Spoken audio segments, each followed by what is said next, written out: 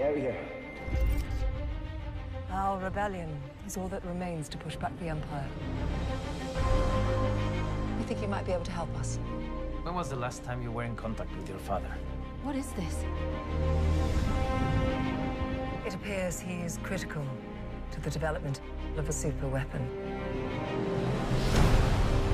If my father built this thing, we need to find him. All right. How many do I need? They are requesting a call sign. It's, Rogue. Rogue One. The power that we are dealing with here is immeasurable. If the Empire has this kind of power, what chance do we have?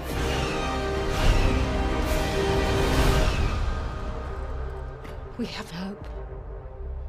Rebellions are built on hope.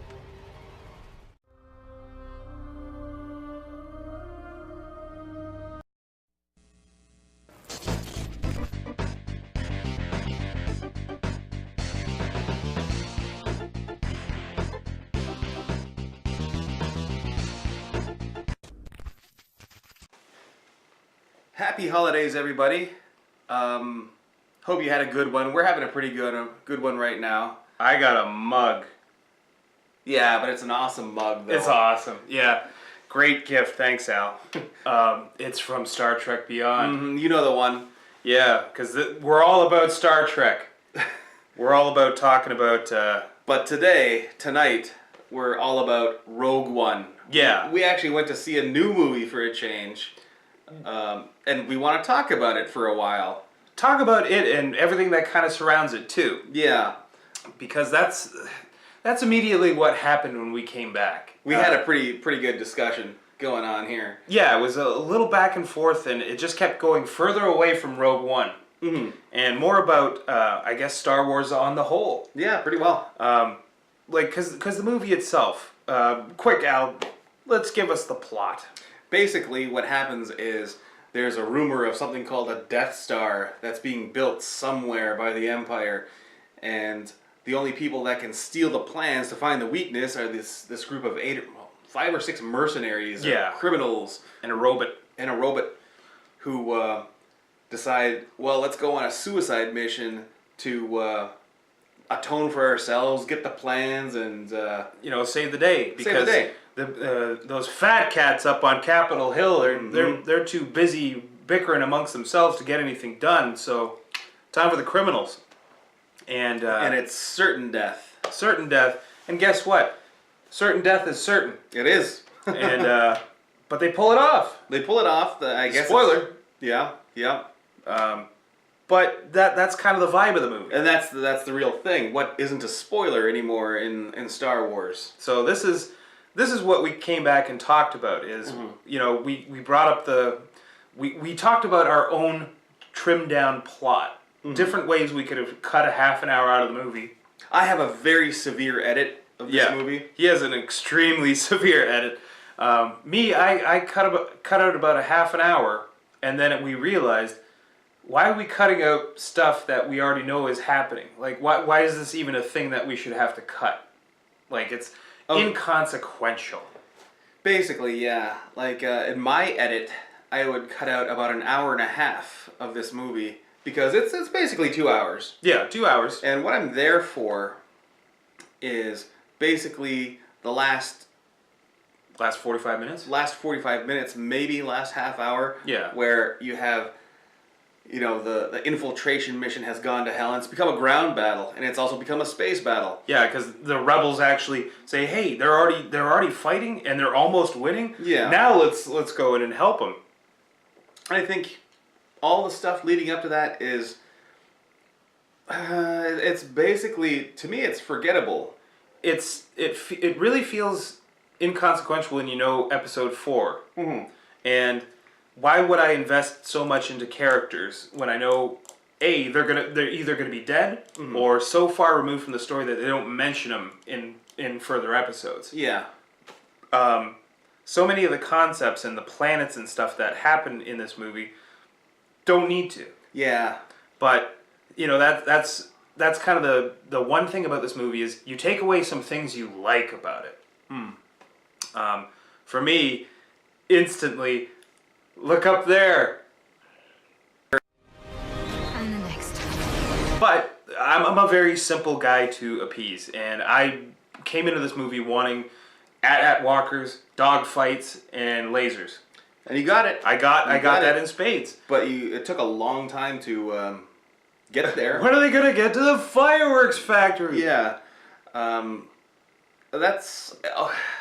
I'm not down on the movie. I think it's a pretty good movie. Same here. But it made us think about the state of Star Wars in general, and how the prequels and all these things that are going back in time really aren't doing the whole franchise or interesting us the way that we want to. No, not really.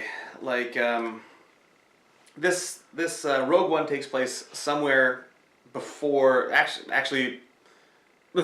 Spoiler, 5 minutes before A New Hope. Yeah, like maybe you get half an hour at tops. Yeah.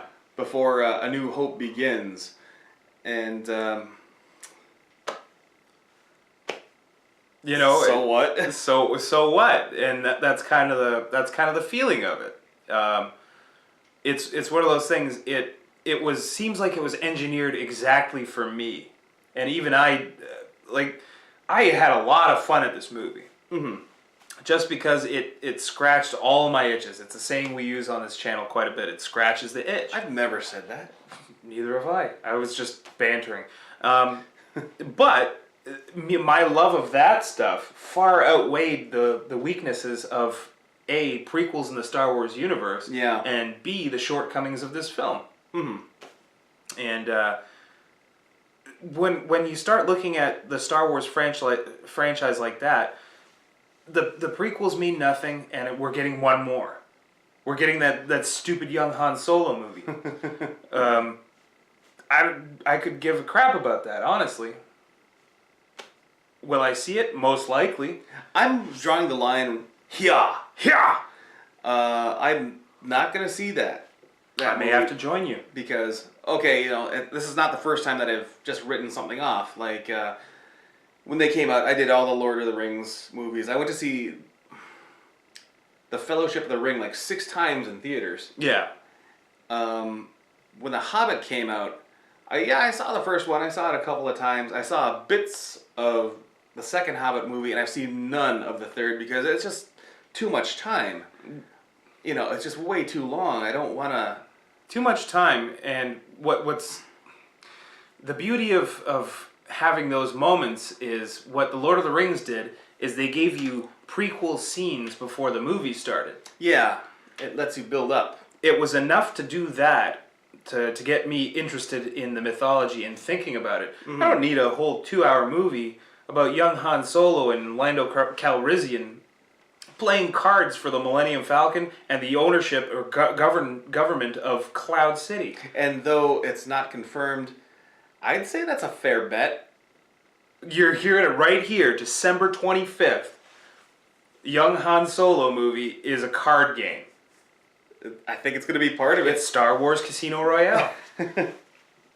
But that being said, we were talking about the nature of Star Wars in general and how Rogue One, despite all its shortcomings, for me personally, it's making me look forward to Episode 8. In that they can do the action scenes now. Like, they're getting the dogfights look beautiful. Mm-hmm. The ground combat, very entertaining. Yeah. But now it's time for something new. I'm looking forward to that, and this is like the spurs in the backside of a horse. It's getting my mind thinking that way more than worrying about going backwards, because this movie sewed nothing up. Mm-hmm. We already knew the outcome. Yeah. It's just the window dressing and the fun of it was the visuals, and it did a very good job. Yeah, it did okay. Like, for me, the big... Oh, boy. You had a point about the Empire in general. Well, I'd like to talk about the movie a bit first. Okay. That I think a big detractor for this movie for me is, like, I'd say it's on the good side of average, but these characters that are infiltrating to get the Death Star plans, I didn't care for them. It took a long time for me to start warming up to them. And once I did, then they all start dying. Yeah. So I'd be like, okay, well, these characters didn't matter to me when the movie started, and they barely matter to me now that it's over, you know. And yeah, I guess I agree with that to some extent, is that, you know, if you're going to introduce characters, especially in what amounts to like a heist flick, they were simple enough characters, but boy, there was just too many of them, and they didn't get enough time to really care about them. Yeah. And yeah, exactly that. By the time you really start liking seeing somebody show up on screen, they're dead. And maybe that's the size of Star Wars in general. Is on a galactic scale, the average person really falls aside. Yeah. Unless you're a Skywalker. Unless you're a Skywalker or a Fett. Or a Solo. Or a Calrissian. Or a Hutt. Or a Wookiee. Yeah, or a Yoda, whatever that is. I forget what his race is called. Doesn't matter. But, yeah, the scale of it just something about it just bugged me. Can you put a finger on it yet? I've been trying to think about a way to put this for the past 10 minutes, and the only thing I can think of is that, like you'll go on YouTube and you'll see these snarky reviews about the catastrophic economic failure of a Death Star being blown up. Yeah. And that's very glib, and it's very hipsterish to look at it in those terms. Mm-hmm. But in my mind, I have a problem with the way the Galactic Empire is portrayed on the whole. Yeah. And you were talking about that a little bit too. Yeah, I think this movie, like story-wise, as I understand it, at this time in the Star Wars universe, there's really almost no clones left in the Imperial Army. Yeah. Or they're really being heavily phased out as they die. Yeah, I know that at this point you have clones that are moved up to a position of power, like, you know, those red stormtroopers. And those are kind of like the top of the top in terms of the old Clone Wars Jango Fett models. But, you know, what got me is that, you know, the soldiers here, they're men and women. And they have lives. And this actually, the character Mads Mikkelsen plays, he was the big brain behind the Death Star. Yeah. And he's got a family. He's a man, you know. But then you get some other characters that are Imperial, usually the officers, when they do a test firing of this weapon, they just destroy a city, and there's the commander looking out over the destruction, and he says, "Beautiful." Why the heck would you say that? Yeah. You know? What's going on here? Is this really just a collection of the greatest psychopaths the galaxy has seen? How do you sleep? How do you sleep? The main villain of the movie is basically trying to save his career. Yeah, because he's not as big and evil as the next guy, coming up behind him. It just struck me as, cartoon supervillainy. Like it's these guys really enjoy being evil sons of bitches. Yeah, it's like they say that about good writing is a villain never thinks he's a villain. Yeah. I can't see any other way of saying, look, I just wiped out millions of people. Yeah. And beautiful. They're saying the pure destructive power of this station. It's like, man, that's on a level where, if you had a weapon like that, you would use it as a threat. It's like in Dr. Strangelove, where they talk about the nature of doomsday weapons, and he says something like, the whole point of a doomsday weapon is lost if you keep it a secret. Why did you keep it a secret? And that's exactly what happened in this movie. Yeah. Darth Vader, basically, he swept it under the rug. The great Dark Lord of the Sith Death Star. Swept the Death Star under the rug. What Death Star? You should be advertising this thing. Yeah, if anything, a poster of the Death Star after they blew up that city. That's it. So put that poster up on every wall in every planet in the Galactic Empire. Nobody ain't here's doing the poster. nothing.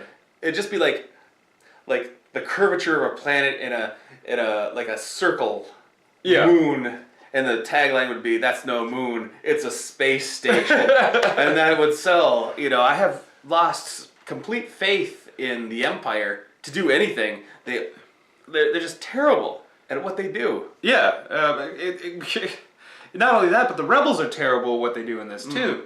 Like, aside from the crack pilots, they had this whole scene in the movie that drove me up the wall. Okay.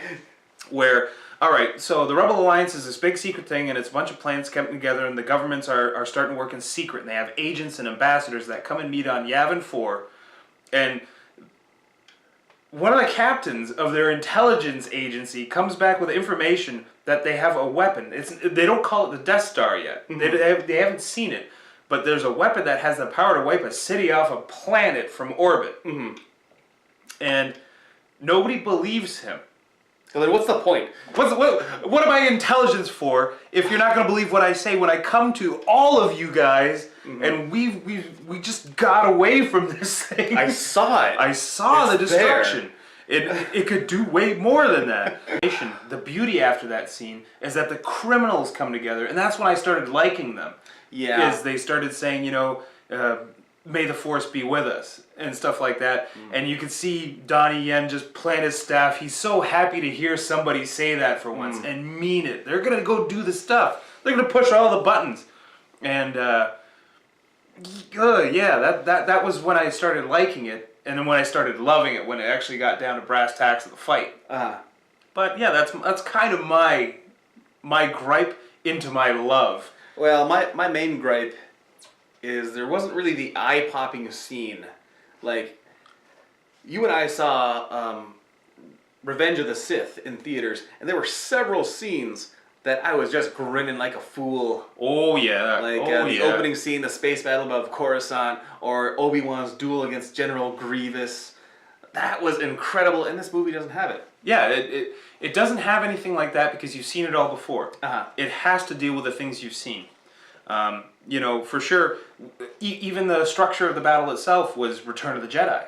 Pretty well.